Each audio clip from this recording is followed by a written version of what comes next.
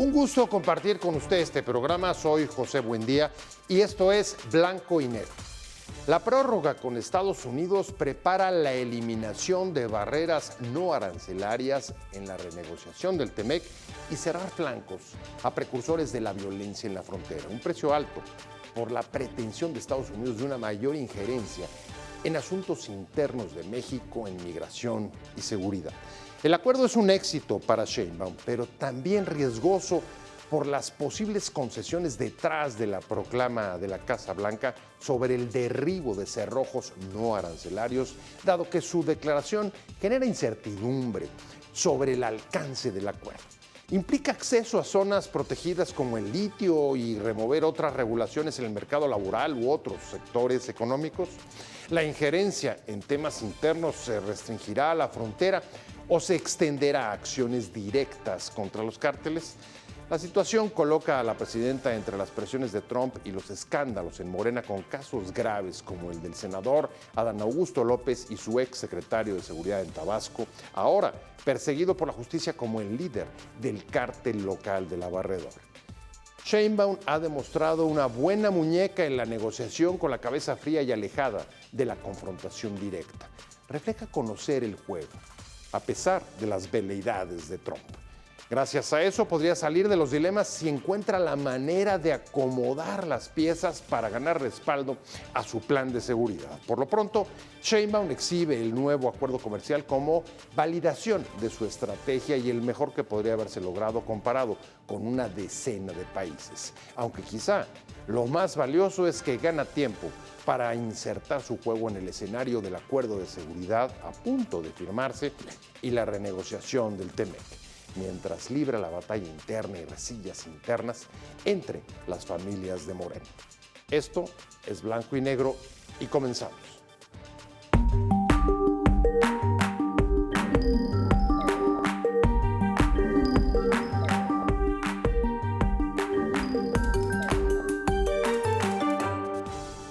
Lo que se ha logrado tiene un impacto enorme porque mantiene a México en una posición mucho mejor que el resto de los países del mundo donde se han dado a conocer diferentes aranceles. Es decir, al quedar el 84.4% de nuestro comercio amparado con el Tratado de Libre Comercio que tenemos con los Estados Unidos, sin el pago de tarifas o aranceles, pues no lo tiene ningún otro país, salvo la de Canadá.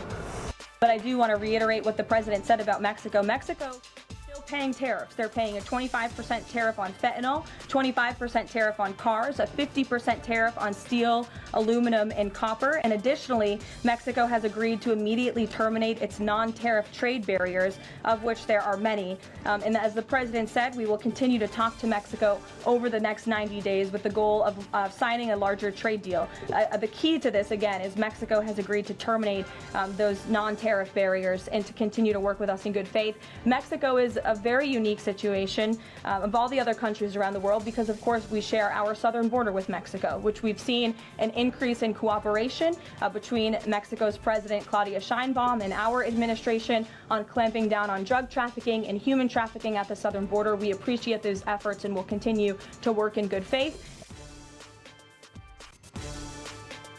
Arrancamos con Blanco y Negro. Muchas gracias por estar con nosotros. Hoy vamos a hacer un análisis del anuncio de prórroga arancelaria que se dio al finales de la semana pasada y que abrió un espacio de 90 días a México sin recibir la carga del 30% con que había amenazado Donald Trump. ¿Qué significa? ¿Qué implicaciones tiene todo esto? Vamos a tener una excelente mesa con especialistas y con legisladores que están justo ahí en la comisión sobre el TEMEC, analizándola, y por supuesto nos va a acompañar también el presidente del Consejo Mexicano de Comercio Exterior en Occidente. Y arrancamos con esos dos insertos, no sé qué le parecieron, pero me parecieron muy interesantes justo por las perspectivas que reflejan.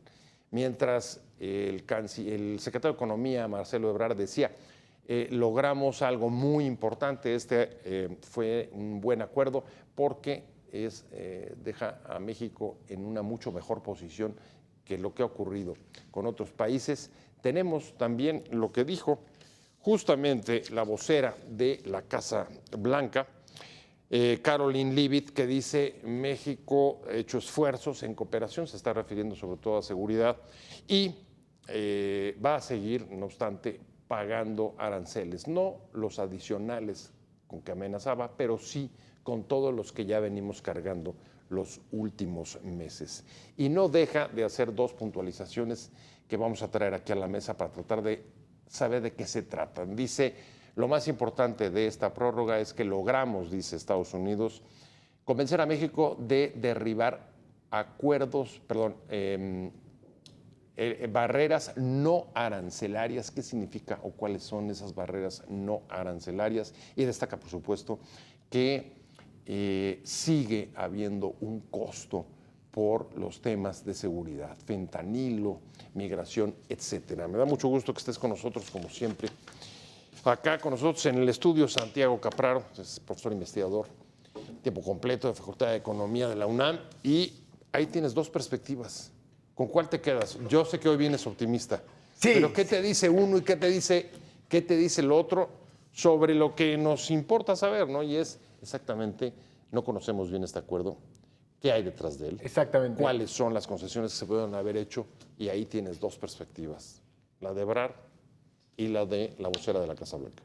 No, yo creo que en este primer resultado que tenemos refuerza o revalida la forma de actuar que ha tenido el gobierno, Claudia Sheinbaum y Marcelo Ebrard. Y también se refuerza el TEMEC, por lo menos en los próximos 90 días. Bueno. ¿Sí? Eso es muy importante destacarlo, porque son 90 días. Es decir, si dentro de 90 días el presidente Trump se levanta del lado derecho de la cama y dice, esta vez México no se salva, estaremos discutiendo cuáles serán las consecuencias de que nos apliquen el arancel de 30% adicional a todos los productos que exportamos a Estados Unidos. Y esto es una advertencia importante porque al mismo tiempo Trump está negociando con todos los países del mundo. Y en las noticias, además de estar esta noticia buena para México, está la noticia de Suiza, ¿sí?, que le va a aplicar un arancel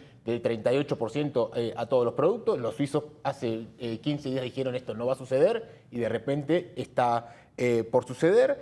También está la noticia de que India está negociando con Rusia por petróleo y de repente Trump le dice no, eso no. Si negocias eso con Rusia, los aranceles te van a caer. Te van a caer. Entonces, por lo tanto, es una excelente noticia para nuestro país. Y además, yo creo que cuando se estaba organizando esta mesa, creo que ya tenemos también la posibilidad de tener un horizonte para mirar para atrás. Es decir, ya tenemos 8 meses bueno, están comenzando el 8º mes de Trump en el gobierno. 8 meses de entrar y salir de la picota. Exactamente, exactamente. Entonces, aquí hay algo muy interesante cuando uno se fija en las estadísticas, y es que luego de un auge de importaciones de Estados Unidos, de importaciones de alrededor del mundo de Estados Unidos y también en particular de México, es decir, los empresarios estaban adelantándose a los posibles aranceles, luego de ese pico, las importaciones de Estados Unidos, tanto de México como alrededor del mundo, se han estabilizado. Es decir, el sector privado no ha dejado de tomar decisiones de acuerdo a los caprichos de Trump. Y esto es importante porque lo que para México era un pésimo perspectiva para este año, de repente se transforma en un año no tan malo, o dicho de otra manera, no catastrófico. No catastrófico, e incluso si uno se fija en las exportaciones y las exportaciones de México a Estados Unidos, si bien las automotrices han bajado, las exportaciones automotrices... Y remesas también. Exactamente. Esos son los dos rubros más importantes. Pero el resto de las exportaciones de México a Estados Unidos se han incrementado. Entonces, esto nos da una perspectiva de que en los próximos 3 meses hay que aprovechar esta ventana de oportunidades, hay que seguir negociando de la forma que se ha venido negociando con Estados Unidos, e incluso si uno se fija en las conferencias de prensa del acuerdo de Estados Unidos con la Unión Europea y las conferencias de prensa nuestra, es decir, evitar que la presidenta se siente al momento de realizar estos anuncios con Donald Trump, creo que le dieron una forma una perspectiva a este acuerdo que ha alcanzado la presidenta, diferente al acuerdo, por ejemplo, que alcanzó la Unión Económica Europea. Entonces, desde mi punto de vista, para los próximos 90 días es una excelente noticia. Bueno, incluso para todos nosotros, para ir entendiendo un poco más de qué se trata este juego. Déjame ir rápido con Miguel Landeros, presidente del Consejo Mexicano de Comercio Exterior en Occidente. Miguel, muchas gracias por estar con nosotros. Y pues lo que tenemos sobre la mesa, ahí viste desde los insertos dos narrativas, una la de Ebrard, que dice un poco lo que se ha dicho en la mesa, es un éxito, logramos una posición mucho mejor que otros países, y la narrativa de enfrente, que es la de la vocera de la Casa Blanca, que dice, oigan, sí, pero lo más importante es que eliminamos las barreras no arancelarias. Y en la realidad los datos de repente empezamos a ver, y en efecto las exportaciones en el último mes y en lo que va de este año, a pesar de los barruntos de catástrofe, no han sido así, sino al contrario. Los empresarios o los exportadores no están leyendo o guiándose solamente por el discurso de Trump. Ayúdanos a entender esto. Hola, ¿cómo están? Buenas tardes a todos los que nos escuchan. Bueno, yo sería más reservado y realmente te diría que para mí está lejos de ser una victoria. Y creo que tiene varias lecturas esto. Primero hay que entender que a nosotros no se nos puede comparar con otros países. Nosotros tenemos 30 años prácticamente de integrarnos de manera profunda, los tres países, para lograr una de las zonas competitivas más importantes del mundo, sino la que más. Pero yo creo que aquí es muy interesante revisar el por qué en este momento esos números no cuadran con lo que estamos viendo en cuanto a la política que ha llevado Trump de los aranceles. Y es que también hay que tomar en cuenta que ha habido compras adelantadas de muchas empresas que anticiparon el tema de los aranceles. Hay que esperarnos para estos 2 trimestres que vienen, y al final del año las cosas van a ser distintas. Entonces yo diría... O sea, distintas significan no tan buenas o hacia abajo. No tan buenas, definitivamente no tan buenas, claro que no. Porque obviamente que el efecto de los aranceles se va a ver en las exportaciones, definitivamente.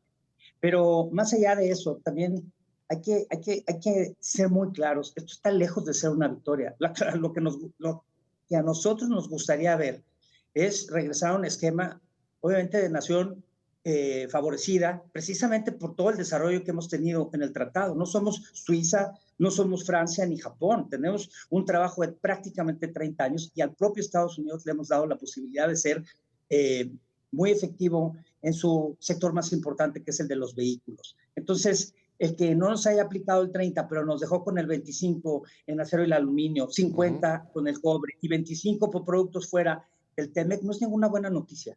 Entonces, yo creo que lo que se ha hecho se debe de cambiar. Tiene que haber un golpe de timón y una negociación distinta. No todo es oscuro, hay claroscuros.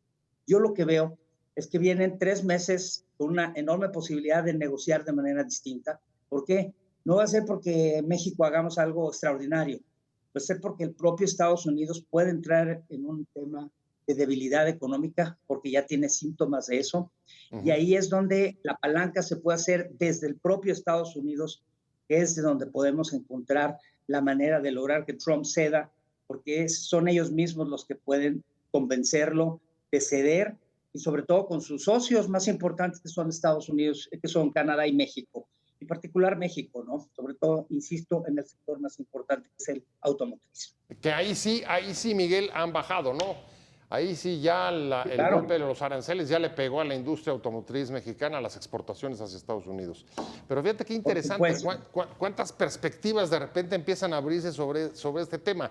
Y yo regreso contigo a la mesa y te diría, a ver, hay dos puntos de vista. Uno que dice, los sostenías tú, sí fue un éxito, es una buena negociación, está dando resultado. Y Miguel, por ejemplo, dice, no es un éxito y no nos está dando el trato preferencial que mereceríamos como socios. O sea, no somos cualquier país, porque aquí hay una sociedad que no se estaría respetando. ¿Por qué te decantas tú? Este acuerdo sí significa que nos esté dando de alguna manera predilección o un trato preferente respecto de otros países o no? Mira, José, yo creo que aquí...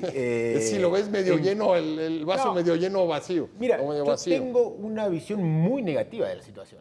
Pero esto es... tengo una visión muy negativa de, lamentablemente, la guerra comercial que está llevando adelante Trump. Y lamentablemente por el tipo de lenguaje que empezamos a utilizar. Pero si uno se mete, por ejemplo, en Bloomberg o el New York Times, para tener en cuenta la línea de tiempo de este conflicto comercial, no se le pone conflicto comercial, se le pone guerra comercial entre Estados Unidos y Canadá y México. Ajá. Entonces, yo creo que en contra de la perspectiva de Miguel, el personaje que está en el medio de esto no toma decisiones de manera racional. Entonces, una y otra vez está, negocia con una papeleta que tiene los déficits comerciales entre países. Entonces, si él dice que si tú tienes un déficit, si tú le generas a Estados Unidos un déficit comercial, no sé cómo le vas a hacer, pero eso se tiene que volver positivo. O sea, no ve socios, amigos, enemigos, adversarios ni nada. Ve coyunturas y déficits. Exactamente. Entonces, para mí, lo que la estrategia es aguantar el mandato de Trump. Porque México no solamente es un socio estratégico. Y no solamente es un socio estratégico, sino que tiene un destino en común en América del Norte con Canadá y Estados Unidos. Entonces, creo que el problema que tenemos aquí, es si esperamos que Trump de repente cambie. Y las personas no cambian. Y esta persona, que es la más poderosa del mundo en términos comerciales y económicos, no va a cambiar porque alguien en Estados Unidos le presente un mejor argumento que el que él ya tiene. O sea, un poco a los ciclones que para ti es como ves a Trump, un ciclón emocional, más vale guarecerse.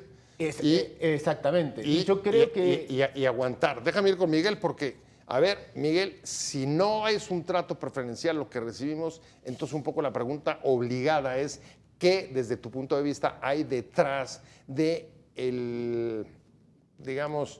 la posición, déjame al menos usar esta palabra, un poco más ventajosa de lo que había amenazado, que fue el resultado que anunciaron de la prórroga de 90 días?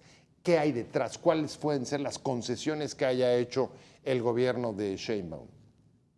Bueno, nada más para volver a insistir en lo mismo. No se trata de convencer nada más con argumentos. La economía es contundente en Estados Unidos. Si en estos 90 días la economía norteamericana se debilita, que todo parece indicar que así va a ser, entonces ahí sí la palanca que se puede hacer desde Estados Unidos por parte de las armadoras, los industriales, las cámaras de comercio, va a ser muy diferente. Y sobre todo si les llega al bolsillo a los consumidores norteamericanos. Ahí sí no hay presidente que aguante eso. No hay presidente que aguante eso. Pero más allá de todo, insistiría en otra cosa. Se nos ha dado un trato, pero muy malo. Nada más hay que ver cuántos aranceles le recetaron a Japón y a la Comunidad Económica Europea. 15% en el sector automotriz. Eso nos pone prácticamente iguales si esto se prolonga. Eso no es un buen trato. Nosotros deberíamos estar en una casilla distinta. E insisto, si es la mejor negociación, pues no ha sido buena negociación de parte de México. Yo creo que se deben incluir cuadros con mucha experiencia que trabajaron en la construcción del primer tratado, que trabajaron en la construcción de la renegociación del tratado, que tienen contactos en el lado norteamericano. Hay que buscar hacer las cosas distintas, porque algunas de las cosas que se pudieron hacer se dejaron de hacer. Nosotros tenemos mecanismos contenidos en el propio tratado que no se tocaron, que no tenía que ver con hablar de aranceles recíprocos ni nada por el estilo, pero debimos por lo menos echar mano de algunos de esos mecanismos, cosa que es infantil pensar que se va a hacer ahora, ¿no? Difícilmente se va a lograr.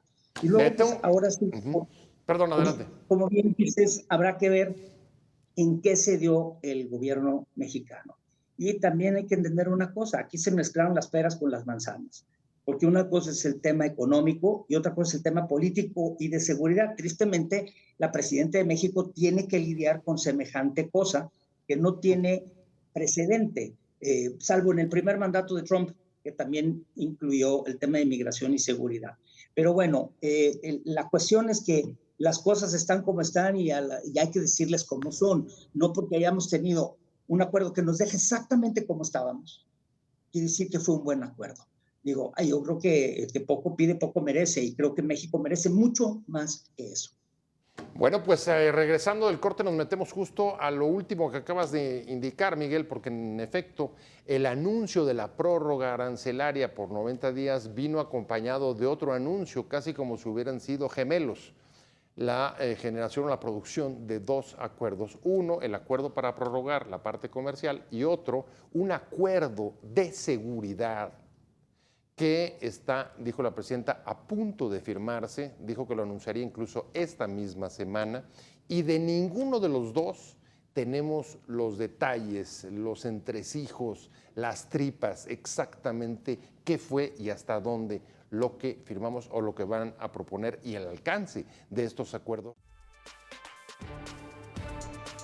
Estamos de vuelta en Blanco y Negro. Muchas gracias por seguir con nosotros. Estamos hablando de el acuerdo de prorrogar los aranceles que anunció el gobierno mexicano y la Casa Blanca a finales de la semana pasada. Y a los pocos días, mire el editorial que publicó el New York Times, en el que no solamente recuerda los problemas de escándalos que han afectado a hombres fuertes de Morena como el exgobernador de Tabasco, con su relación con el que fuera su exsecretario de Seguridad, cuando él era gobernador en Tabasco y al que ahora se le persigue como líder del cártel local de La Barredora.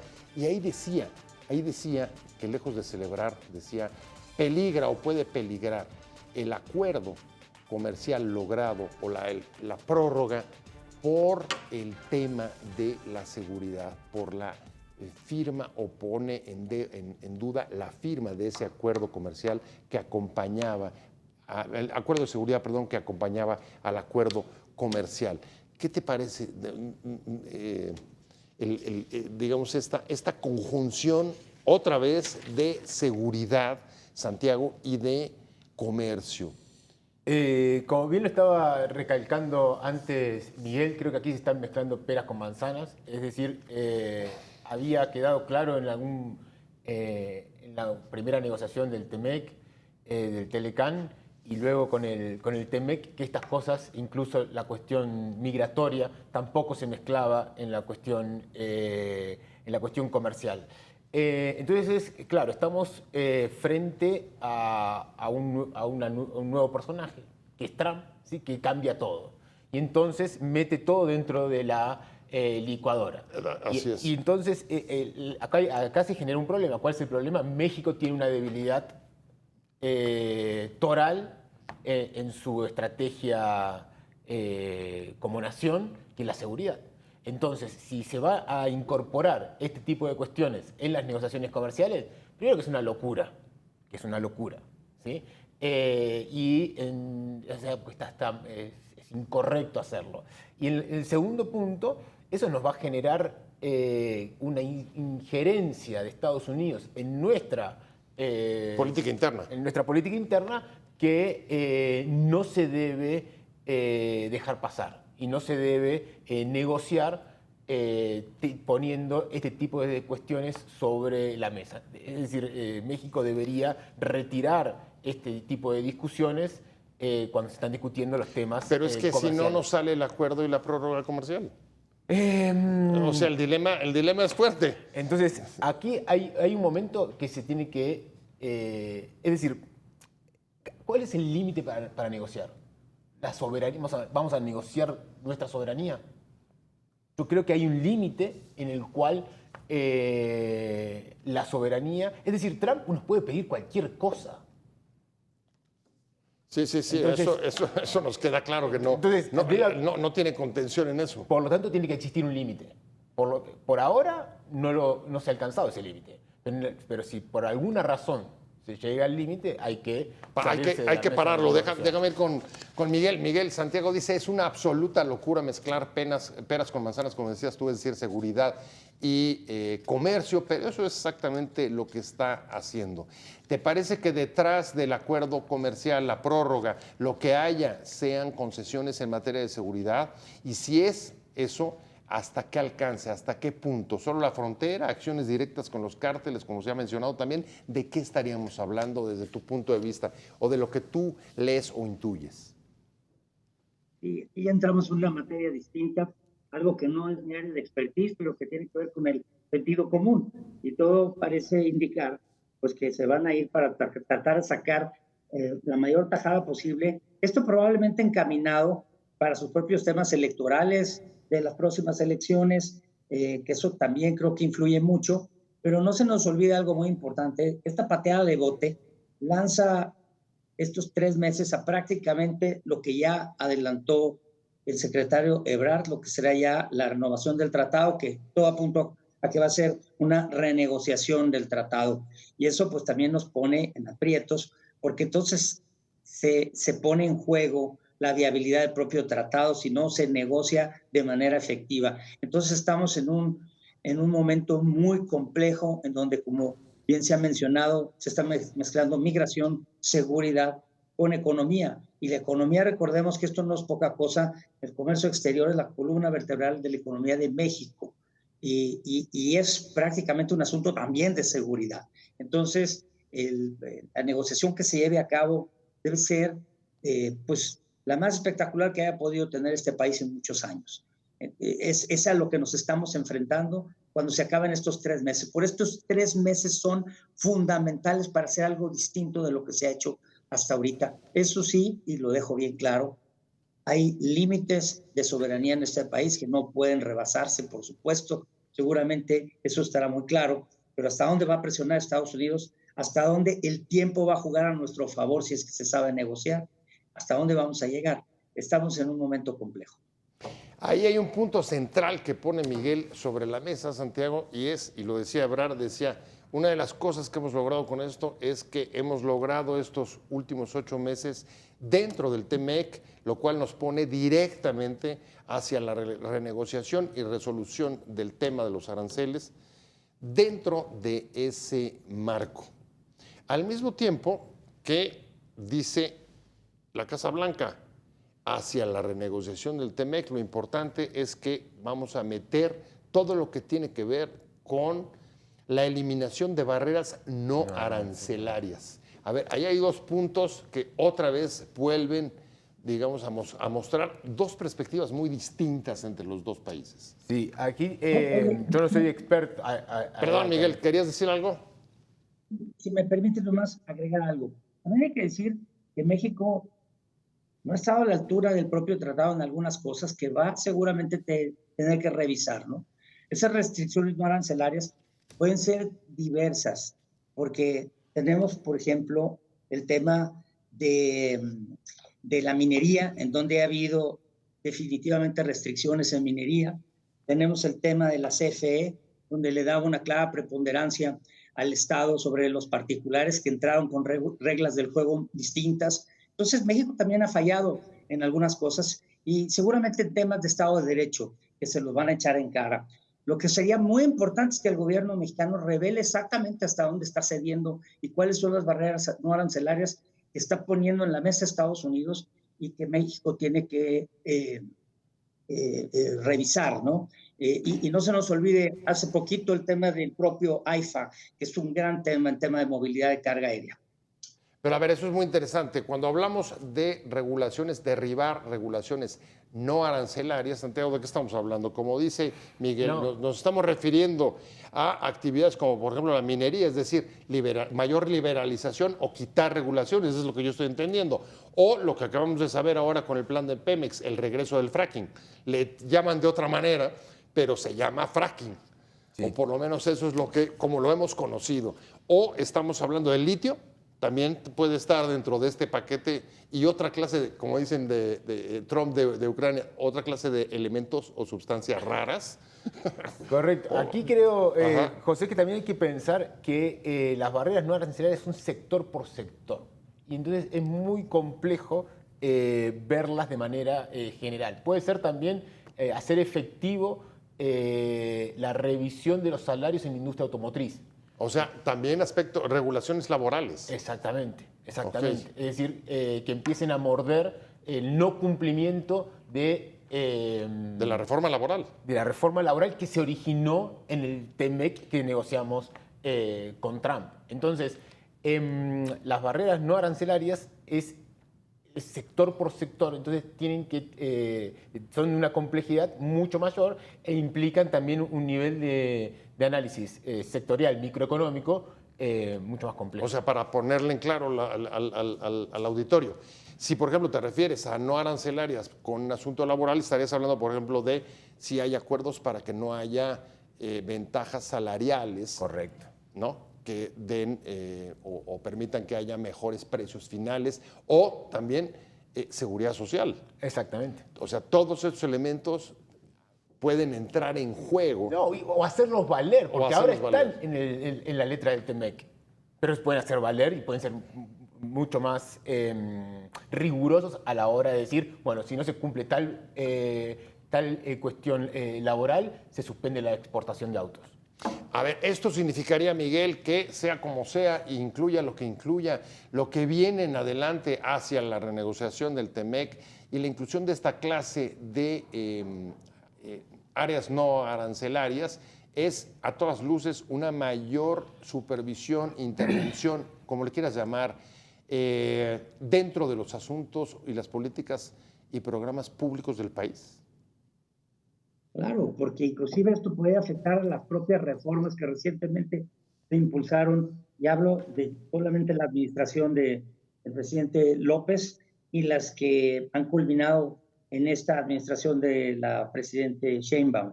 Entonces, eso puede llegar inclusive a las propias reformas. Es una diversidad de posibilidades enorme en donde México también tiene cuentas que pagar ahí y seguramente básicamente están basándose en ello y puede ser interminable el tema. Ahí quería agregar, adelante, Santiago. un sector que a veces se nos va del radar, pero que en México ha sido muy exitoso en los últimos, desde el Telecán, es el sector agrícola, exportador a Estados Unidos. No estamos hablando del maíz o de los cultivos tradicionales, sino de jitomate, lechugas. Que sigue castigado. Que sigue castigado.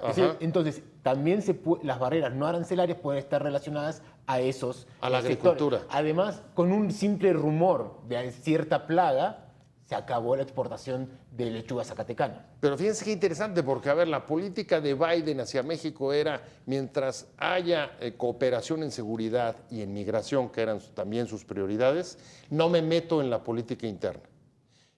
Parece que Trump cambia la fórmula y dice, me meto en política interna para que haya cooperación y migración. ¿Cómo ves tú eso, Miguel? ¿Coincides o no? Bueno, claro que sí, en eso por supuesto, y también hay que decirlo. Ellos nos han recetado barreras no arancelarias desde hace mucho tiempo, una y otra vez en diversos temas y particularmente en lo que se acaba de comentar ahorita, que es la agroindustria. Hemos sufrido mucho esos embates de Estados Unidos. Y el tema del jitomate que se acaba de mencionar, nada más para aclararlo, ese es un tema que lleva muchísimos años, pero no era para proteger a México, era para proteger al consumidor norteamericano, porque este arancel lo acaba afectando.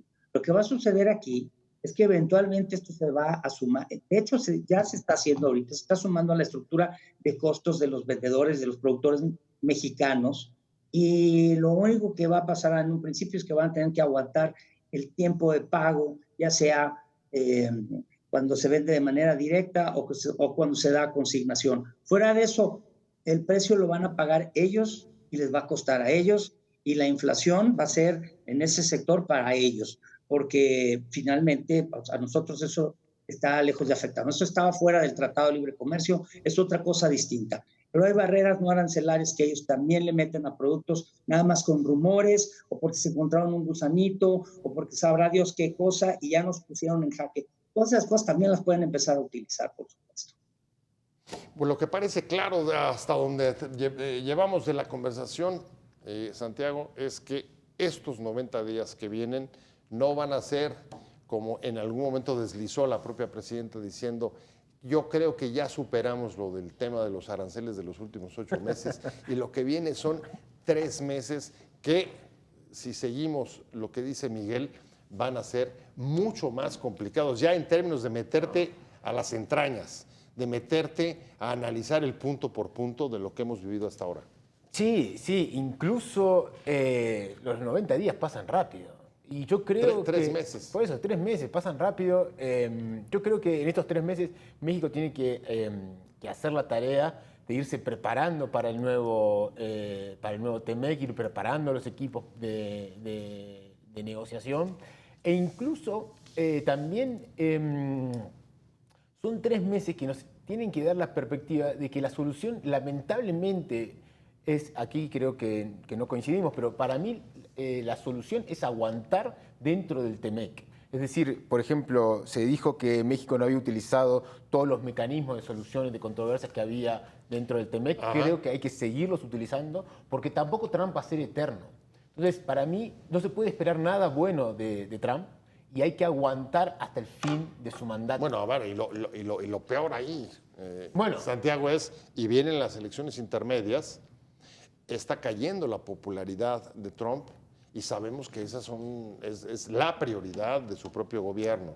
Por eso, pero para mí hay que aguantar, porque Trump no va a cambiar su estrategia. Para mí hay que aguantar el mandato de Trump y el destino de México está atado a América del Norte, entonces... O sea, sigues un poco con la misma idea. Estamos en un ciclón y el TEMEC es el único pequeño paraguas, al menos... Hay que refugiarse en el TEMEC, pero incluso, si uno ve el programa, tiene la sensación de que uno saca la cabeza por la ventana de su casa y el mundo se está cayendo.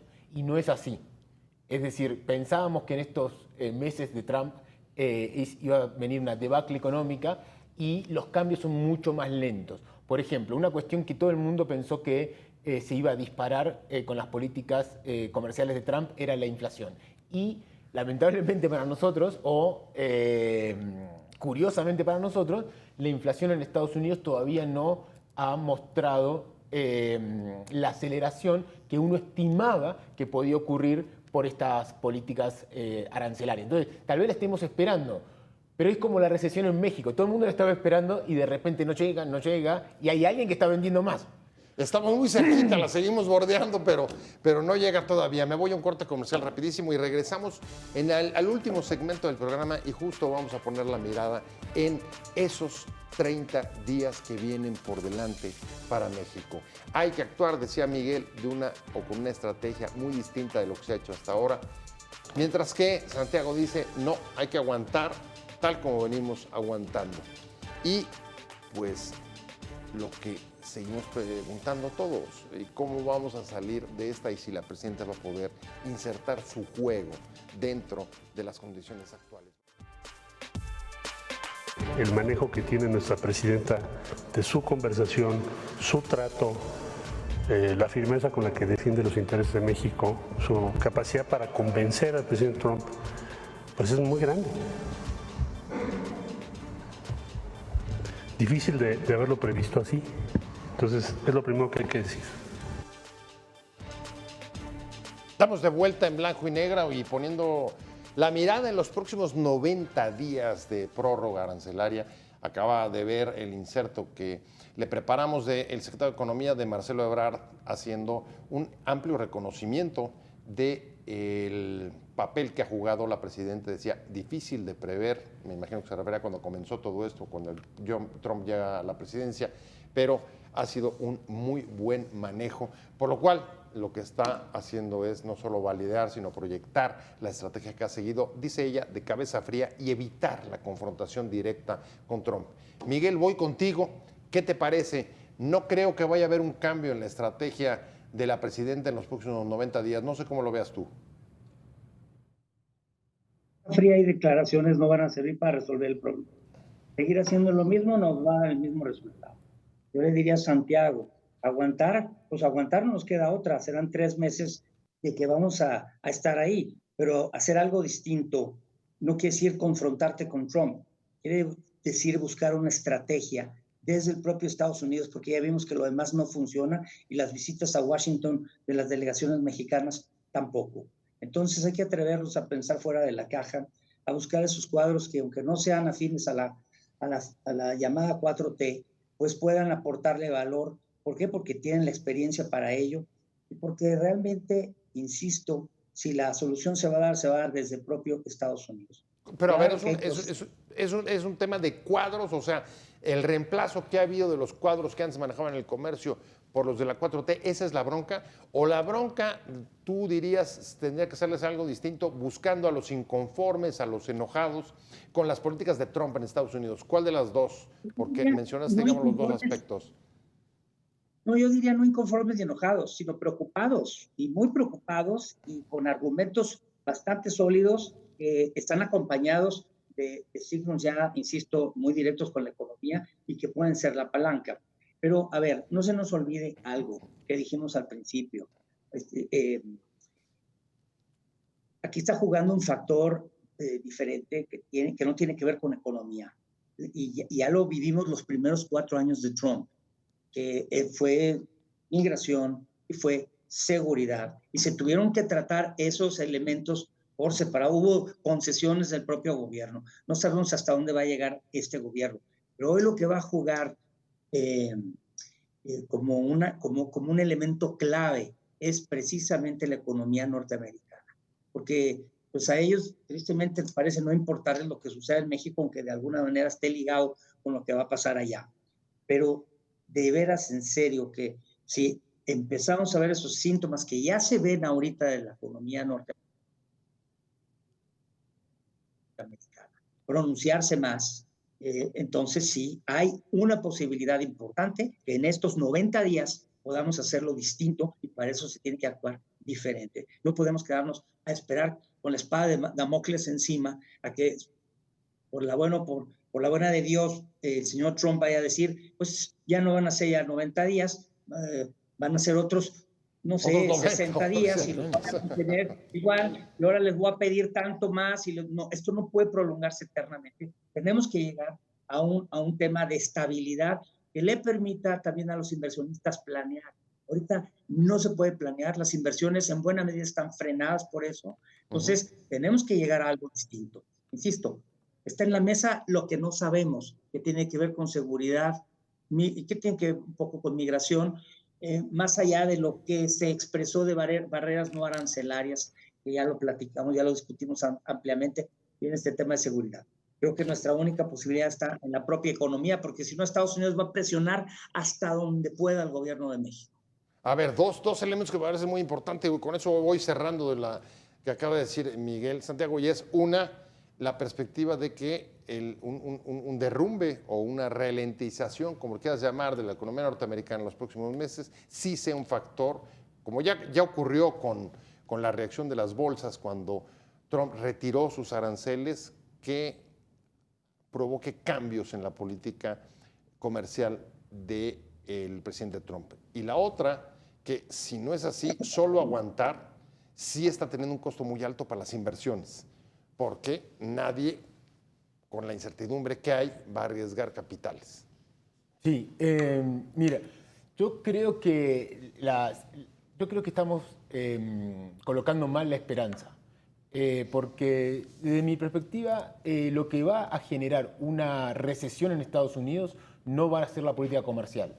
Lo que puede generar una recesión en Estados Unidos y debilitar al gobierno de Trump es que incremente la inflación y eso impulse a la Reserva Federal a aumentar las tasas de interés, y eso, la tasa de interés tiene un efecto mucho mayor en Estados Unidos que otras políticas. Que hasta ahora ha aguantado. Hay una presión a la baja, hay otro problema que tiene Trump ahí dando vuelta con un conflicto muy grande con Jerome Powell, el gobernador de la Reserva Federal de Estados Unidos, pero para mí ahí puede estar el inicio de una recesión gravosa en Estados Unidos, y eso sí le restaría credibilidad al gobierno de Trump y tal vez podría retractarse en sus políticas comerciales. Claramente ha habido una consecuencia negativa sobre las inversiones en México. Lo curioso en México es que no se ha debilitado el comercio exterior, pero sí se ha debilitado muchísimo en este año el consumo y las inversiones. Entonces, y las inversiones seguramente se estarán debilitando porque la economía mexicana no está arrancando mucho y por los problemas que nos ha generado Donald Trump. Entonces, yo creo que tanto el gobierno como los empresarios, y ponemos al sector académico, ya que estamos, hay que repensar, y los empresarios y el gobierno actuar con que la espada de Damocles va a estar ahí.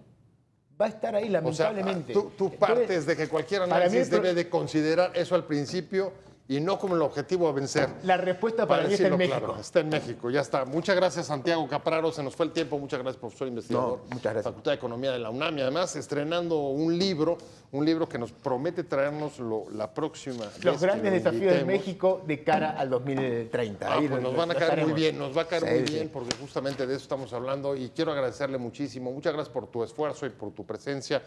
Miguel Landeros, presidente del Consejo Mexicano de Comercio Exterior de Occidente, de verdad te agradezco mucho y espero que la próxima vez te veamos acá en el estudio, te abras un huequito y con mucho gusto saludarte. Me encantará acompañaros la próxima vez. Saludos, Santiago, también, y a todos quienes nos vieron y nos escucharon. Un gusto, Miguel. Pues un saludo. placer haber estado con los dos, pero sobre todo muchas gracias a usted por haber estado con nosotros aquí en Blanco y Negro. Nos vemos como todos los martes y jueves, 10:30 de la noche. Y mientras tanto, tenga una muy buena semana, páselo bien, ya parece la última de vacaciones, la CEP entra ya la próxima semana y con eso comienza la regularización y la vuelta de las vacaciones. Por lo tanto, goce esta. Hasta luego, adiós.